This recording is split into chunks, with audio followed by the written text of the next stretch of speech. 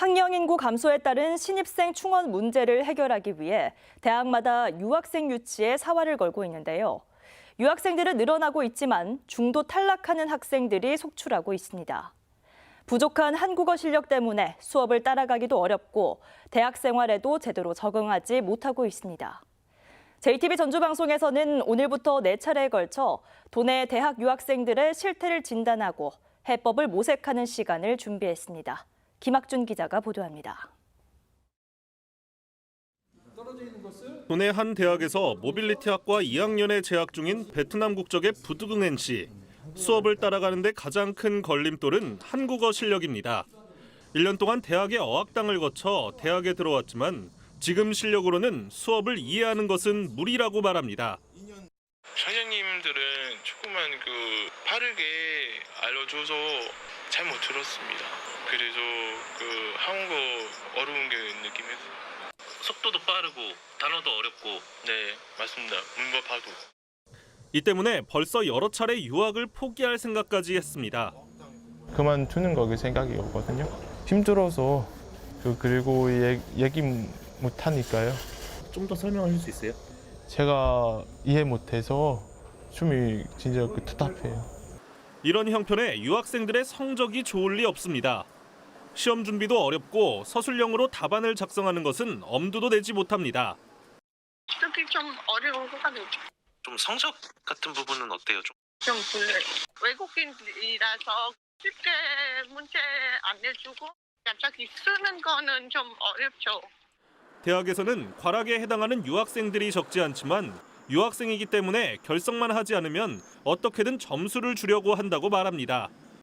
강의 내용 이해하는 건 고사하고 거의 답안을 작성 못한 친구도 점수 줘야 되는 건지 적응을 못하고 가는 학생들 제가 많이 봤고요. 지난 1999년 74명이던 도내 외국인 유학생은 지난해 8천여 명으로 100배 넘게 늘었습니다. 베트남 학생이 3천여 명으로 가장 많습니다.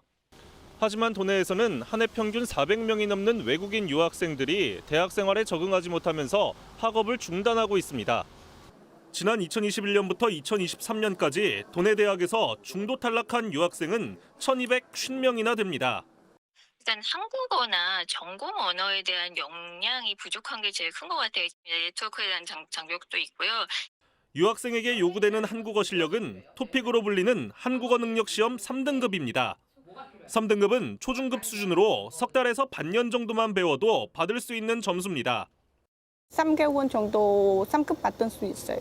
3급이도 신체 수업은 좀 듣기 좀 어려워요. 전문가들은 토픽 3등급으로 대학 수업을 이해하는 것은 무리라고 지적합니다.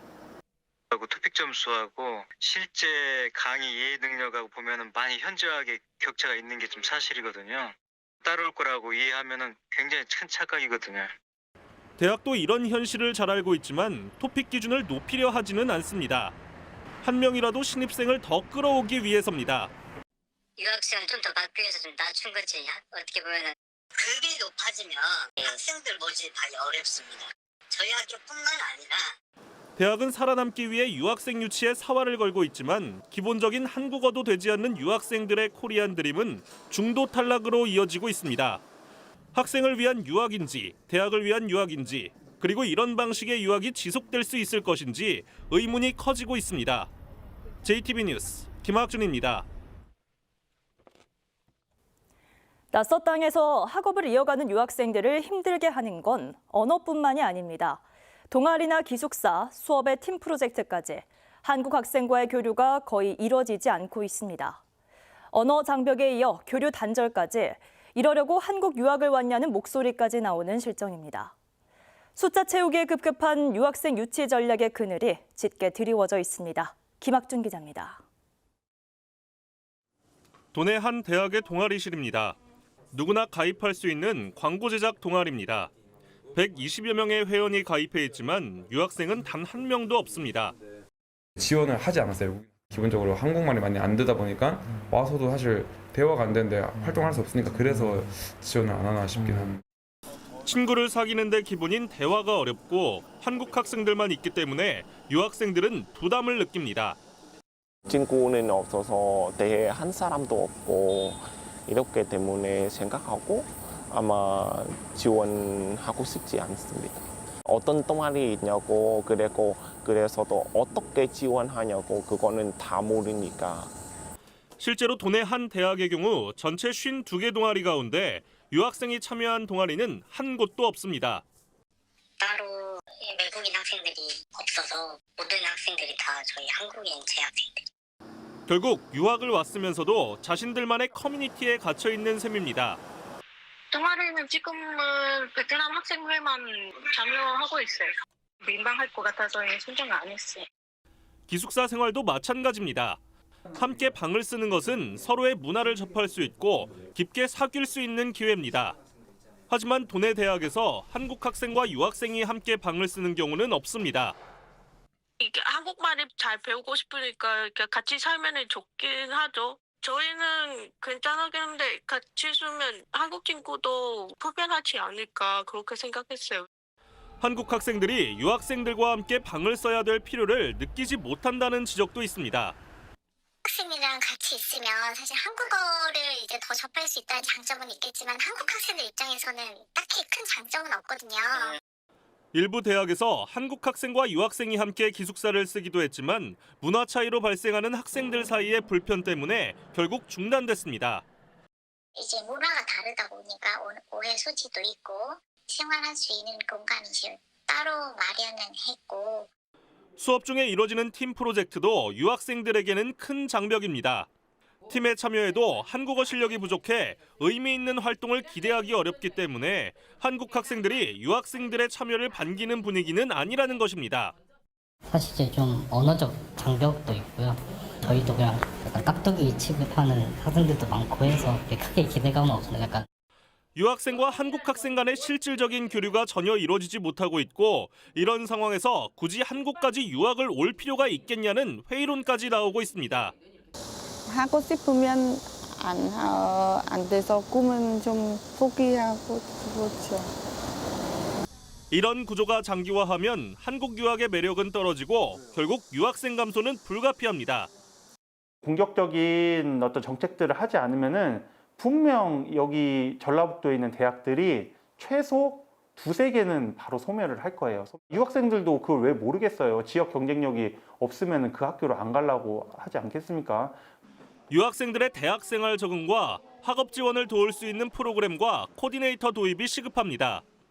세계의 대학들이 유학생을 위한 교육 여건을 갖추며 글로벌 경쟁력을 키우고 있지만 도내 대학들은 여전히 경영난을 극복하기 위한 수단으로만 여기고 있는 건 아닌지 진지하게 되돌아볼 시점입니다. JTB 뉴스 김학준입니다. 지방대학의 유학생 실태를 진단하고 개선 방안을 모색하는 연속기획입니다. 유학생 유치가 성과를 내기 위해서는 학사 관리는 물론 최종적으로는 취업과 연계돼야 하는데요. 대학의 취업 지원 예산은 턱없이 부족하고 자치단체는 몇 명이 취업을 해서 지역에 정착했는지 기본적인 현황조차 파악하지 못하고 있습니다. 김학준 기자입니다. 지난달 도내 한 대학의 관광경영학과를 졸업한 판반부 씨. 한국 호텔에 들어가겠다는 부푼 꿈을 가졌지만 현재 고깃집 아르바이트로 일을 하고 있습니다.